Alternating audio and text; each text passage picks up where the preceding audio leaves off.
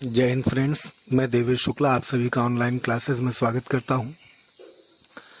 आज की वीडियो में हम लोग क्लास 10 के स्टूडेंट्स के लिए एक इम्पॉर्टेंट टॉपिक इंग्लिश ग्रामर के ट्रांसलेशन सेक्शन से डिस्कस करने वाले हैं, जो टॉपिक है यूज़ ऑफ देयर। आप लोग एक चीज़ समझ लें, देयर का यूज़ किया जाता है किसी नाउन या फ्रेज को इंट्रोड्यूस कराने के लिए। देयर प्रोनाउन की तरह यूज़ होता है और एक डमी सब्जेक्ट बना लिया जाता है इसको ऐसे सेंटेंसेस में जिनके हिंदी वाक्य का जो सब्जेक्ट होता है वो हिंदी वर्ब के ठीक पहले यूज़ किया गया हो। सपोज करिए आपको सेंटेंस दिया जाता है ट्रांसलेशन के लिए जिसकी वर्ब से ठीक पहले उसका सब्जेक्ट आया हुआ हो, तो निश्चित तौर पर आप कह सकते हैं कि इसका ट्रांसलेशन हम लोग देयर को सब्जेक्ट बनाकर ही कर पाएंगे। बात करें अगर, तो सीधी सी आपके सामने डिस्प्ले पर है, आप उसे देखें। यदि हिंदी वाक्य की क्रिया से ठीक पहले कर्ता आए तो अंग्रेजी अनुवाद में देयर को सब्जेक्ट बनाते हैं। इंपॉर्टेंट पॉइंट है, वो भी आप ध्यान में रखें। हिंदी वाक्य का सब्जेक्ट अंग्रेजी अनुवाद में कॉम्प्लीमेंट या ऑब्जेक्ट के रूप में प्रयुक्त होता है। अब यहाँ पर कॉम्प्लीमेंट या ऑब्जेक्ट चॉइसेस क्यों दे रखी है उसको भी आप क्लियर समझ लें। सेंटेंस में अगर ट्रांजिटिव वर्ब आएगी तो हिंदी सेंटेंस का जो सब्जेक्ट था वो ऑब्जेक्ट बनकर यूज होगा, और अगर उसकी वर्ब इंट्रांजिटिव है या लिंकिंग वर्ब है तो हिंदी सेंटेंस का सब्जेक्ट इंग्लिश ट्रांसलेशन में कॉम्प्लीमेंट बनकर यूज होगा। ट्रांसलेशन के लिए आपको उसका स्ट्रक्चर चाहिए तो उसका रूल देख लीजिए। अफर्मेटिव सेंटेंसेस में सब्जेक्ट आएगा सबसे पहले और अकॉर्डिंग टू आवर रूल हमें देयर को सब्जेक्ट बनाना है। उसके बाद वर्ब आएगी, वर्ब के बाद कॉम्प्लीमेंट या object. As I told you before, अगर ट्रांजिटिव वर्ब है तो सब्जेक्ट जो था उसे ऑब्जेक्ट बनाकर लिखेंगे और इनट्रांजिटिव वर्ब होने पर इसे कॉम्प्लीमेंट बना देंगे। और लास्टली आपको अदर वर्ड्स लिख देने हैं। एग्जाम्पल देखिए, मेरे कमरे में एक कंप्यूटर है।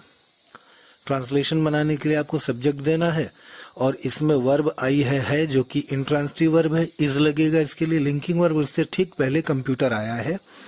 हालांकि कंप्यूटर सब्जेक्ट नहीं है लेकिन ये सब्जेक्ट की जगह में है, नॉन एक्टिव सब्जेक्ट है, तो इसे हम कॉम्प्लीमेंट बना देंगे और देयर को सब्जेक्ट बनाएंगे। लिंकिंग वर्ब इज लग जाएगी प्रेजेंट टेंस सिंगुलर में। There is a computer in my room. इस कक्षा में 60 विद्यार्थी थे, लॉकडाउन हो गया, स्कूल बंद हो गए गवर्नमेंट के ऑर्डर्स के अकॉर्डिंग, तो स्टूडेंट्स कम हो गए।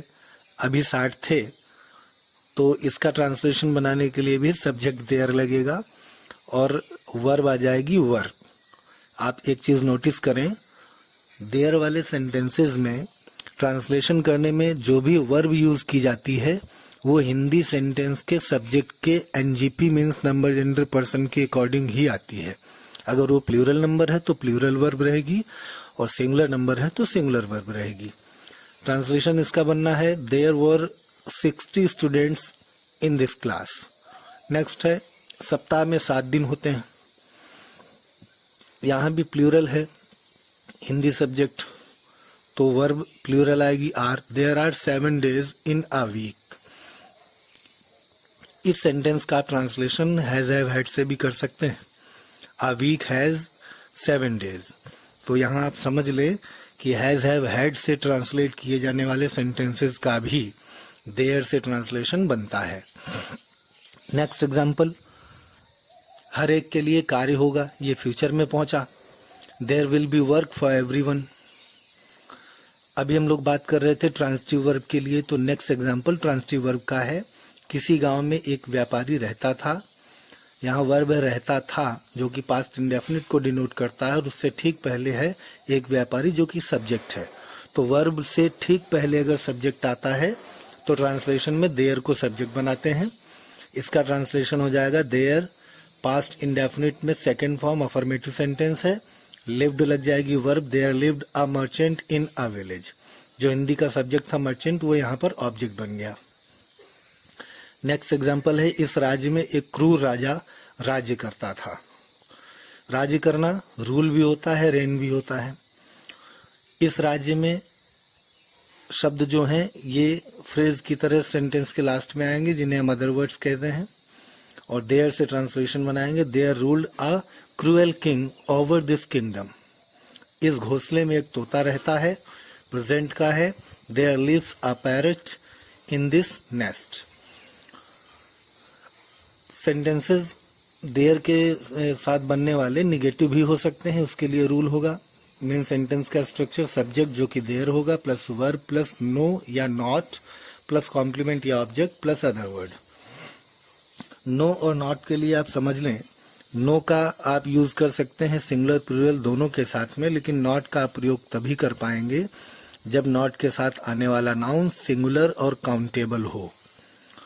एग्जाम्पल देखें, घर पर कोई नहीं होगा, there will be none at home. None की जगह पर आप नो वन भी लिख सकते हैं। ग्लास में पानी नहीं है, there is no water in the glass. आप यहाँ पर नॉट वाटर भी लगा सकते हैं, लेकिन काउंटेबल सिंगुलर नाउन होता तो नॉट आ ज्यादा अच्छा होता। अभी नो ही ठीक है। उसके घर में खिड़की नहीं थी, there was not a window या there was no window in his house. Window singular है, काउंटेबल भी है, अगर आप नॉट लगाते हैं तो इसके साथ आ लगा सकते हैं, अदरवाइज आप नो लगा करके ट्रांसलेशन बनाएं। अगर देयर के यूज से बनने वाले सेंटेंसेस इंट्रोगेटिव हैं तो उसके लिए स्ट्रक्चर देखिए। सिंगल इंट्रोगेटिव के लिए पहले वर्ब फिर सब्जेक्ट यानी कि देयर, फिर कॉम्प्लीमेंट या ऑब्जेक्ट प्लस अदर वर्ड। और अगर ये डबल इंट्रोगेटिव होगा तो सबसे पहले क्वेश्चन वर्ड आएगा, उसके बाद सिंगल इंट्रोगेटिव का स्ट्रक्चर आ जाएगा। एग्जाम्पल देखें, क्या आसमान में तारे हैं? तारे प्लूरल है और वर्ब हैं से ठीक पहले, तो देयर से इसका ट्रांसलेशन बनाएंगे। और प्लूरल सब्जेक्ट होने की वजह से प्लूरल वर्ब लगाएंगे। ट्रांसलेशन बन जाएगा, are there stars in the sky. नदी में मछलियां क्यों थीं? Why were there fish in the river. ध्यान दें, फिश, डियर और शीप ये ऐसे नाउन्स होते हैं जो सिंगुलर और प्लूरल दोनों में यूज किए जाते हैं। सेंस के अकॉर्डिंग इनके साथ वर्ब आप सिंगुलर या प्लूरल यूज कर सकते हैं। तो आप ये ना सोचें कि फिश की जगह फिशेज होना चाहिए, फिशेज भी होता है, लेकिन उसके लिए आपको नेक्स्ट क्लास में सिंटैक्स के रूल्स पढ़ने पड़ेंगे, तब आप समझेंगे फिशेज कब होता है। जनरली सेंस अगर सिंगुलर से है तो वर्ब सिंगुलर लगेगी, और प्लूरल सेंस लेना है तो प्लूरल वर्ब लगाएंगे। फिश, डियर और शिप को ऐसे का ऐसा ही लिखेंगे। Translation, why were there fish in the river. Next है, क्या जंगल में शेर होगा? Will there be a lion in the forest. I hope कि सलूफा क्लियर होगा। इन केस कोई क्वेरी या प्रॉब्लम है तो आप मुझे मेरे नंबर 9026303032 पर कांटेक्ट कर सकते हैं। आपका वेल विशर देवेश शुक्ला। जय हिंद, जय भारत।